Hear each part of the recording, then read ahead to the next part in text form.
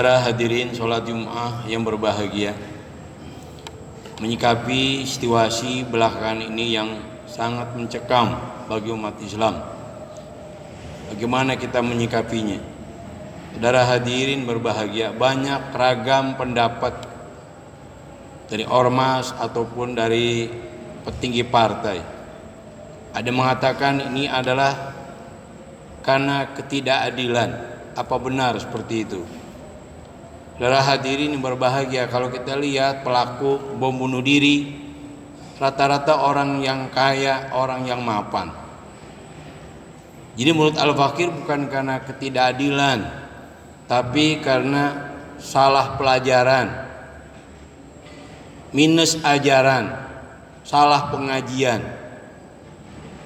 Yang dibuka terus melulu bab kebencian, bab bom, bukan bab kedamaian.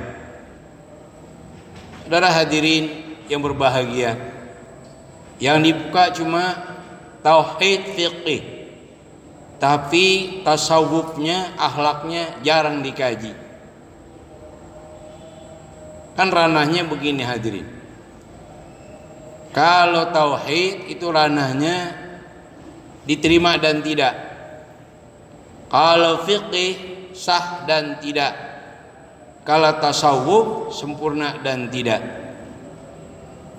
Jadi kita tidak hanya ingin menjadi muslim yang diterima sah, tapi juga kita diharap untuk menjadi muslim yang sempurna. Saudara hadirin yang berbahagia, iblis laknatullah itu fikihnya hebat, tauhidnya hebat, tapi gagal paham di tasawuf dia.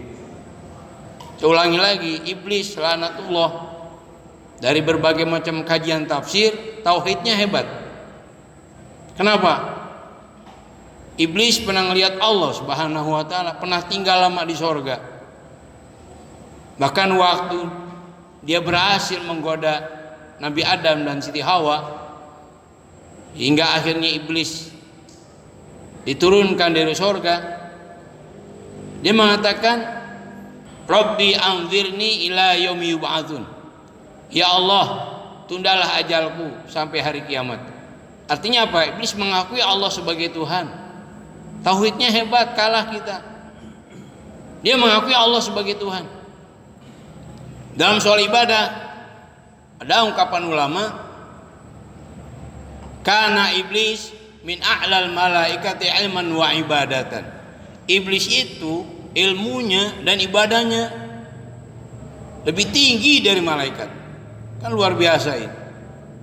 Cuma waktu Allah Subhanahu wa taala ciptakan Nabi Adam, kemudian para malaikat diperintah, wa idh qulna lil malaikati isjudu li Adam fasajadu illa iblis aba wastakbara wa kana minal kafirin.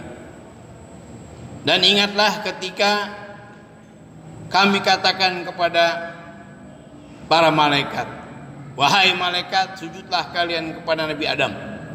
Maka semuanya tanpa kecuali malaikat sujud. Ada ulama mengatakan pengertian sujud ini adalah ruku. Illa iblis, kecuali iblis, aba wastakbara wa kana minal kafirin. Dia enggak mau, dia sombong. Akhirnya Allah nyatakan dia termasuk golongan yang kafir. Jadi enggak kalah iblis itu tauhidnya, enggak kalah iblis fikihnya. Tapi gagal di mana? Gagal di akhlak, gagal tasawuf. Makanya hadirin sekalian, sempurnakan ilmu. Ini kalau kita lihat dalam hadis ini cukup populer di kalangan kaum muslimin dan muslimat. Thalabul ilmi faridatun ala kulli muslimin. Mempelajari ilmu itu adalah betul-betul wajib. Itu taknya tak ziyadah lil balaghah, bukan alamat muannas. Jadi mengertikannya, mempelajari ilmu betul-betul wajib atas setiap muslim. Dalam satu riwayat wa muslimatin. Nah, ilmu apa yang harus dipelajari? Itu al ilmu, itu ada alnya tuh. Al-ilmi ada A-nya tuh, A-nya li ta'rif. Ilmunya 3. Tauhid, fikih, tasawuf, akidah, hukum dan akhlak. Kebudayaan masuk di situ. Kita buku takutik ilmu pengetahuan dalam Islam enggak lebih dari 3. Kajian akidah, kajian hukum Islam, itu fikih, dan kajian tasawuf. Cuma orang kadang-kadang cuma berhenti mengkaji tauhid, mengkaji fikih, tapi tasawufnya tidak. Sekali lagi saya katakan, kalau ranahnya tauhid diterima dan tidak. Ada orang umpama datang ke kampung, bawa Indomie, bawa gula, bawa terigu,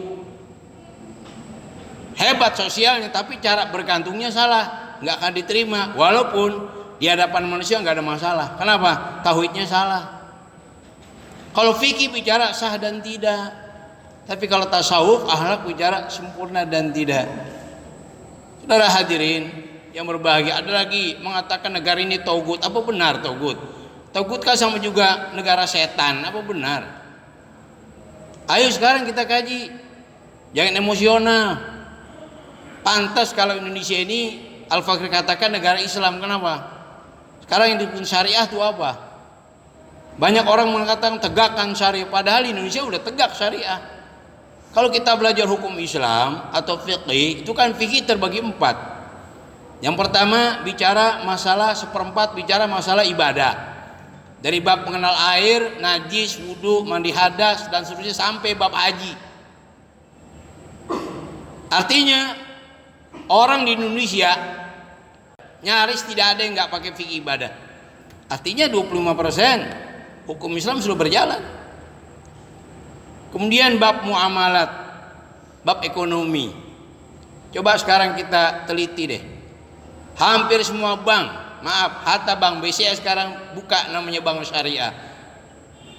Dan pemerintah memberikan kebebasan, silakan mau bergaul dengan bank konvensional atau bank syariah. Enggak ada paksaan.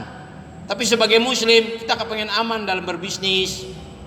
Ya kalau sekedar buat nyimpan uang silahkan, tapi jangan berbisnis untuk menghindari hal-hal yang tidak diinginkan, riba dan sebagainya. Artinya bahwa berdirinya bank-bank Islam itu sudah menunjukkan bahwa dalam aspek ekonomi kita sudah berjalan, fikih muamalat. Tambah lagi 25%. Berarti hukum Islam sudah 50% berjalan. Terus kita buka fikih munakahat, fikih pernikahan. Nah, orang nikah sekarang pakai fikih munakahat. Ya, umpama dia nikah pakai wali, saksi dan sebagainya. Nyaris kalaupun ada kasuistik orang nikah nggak pakai wali. Secara umum orang Indonesia itu kalau nikah pakai undang-undang pernikahan. Berarti soal pernikahan sudah jalan.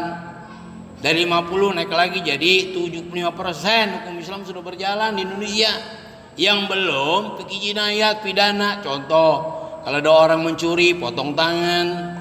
Kalau ada orang zina belum nikah dicambuk 100 kali. Kalau ada orang berzina sudah nikah dirajam sampai mati. Kalau ada orang Islam menuduh perempuan baik berbuat zina tanpa bukti dicambuk 80 kali. Kalau ada orang minum khamar, ada yang mengatakan 40, ada yang mengatakan 80 kali cambuk. Ini kan gak gampang. Mungkin perlu apa? Referendum kali. Gak gampang. Bahkan kalau kita lihat di ranah fiqih itu ternyata beragam. Contoh yang gampang, asariku wasarikatu faqtu aydiyahuma. Laki-laki pencuri, perempuan pencuri potong tangannya. Ada ulama yang mengatakan pengertian tangan itu apa? Bukan tangan hakikatan, tangan di mana kekuasaan, potong kekuasaannya, potong kebebasannya. Artinya apa? Penjarakan dia. Jadi jangan dianggap penjara itu bukan hukum Islam. Udah kita sabar, gak gampang. Siapa yang ngomong negara ini togut? La ilaha illallah Muhammadur Rasulullah. Sabar. Ini yang dibuka bab godok, bab marah, bab damainya mana? Padahal Allah Rahmanur Rahim. Nah itu barangkali tanggapan kita, jangan kemudian kita terprosok, ikut mengomentari, ikut mensupport, nasihatin. Islam itu rahmatan lil alamin. Cukuplah apa yang terjadi di negara luar dari mulai Syria, Irak, Afghanistan. Udah, itu contoh yang terbaik buat kita. Jangan sampai negara kita acak-acakan gaya negara mereka. Na'udzubillahi min dzalik. Nah, barangkali ini yang dapat Al-Faqih sampaikan.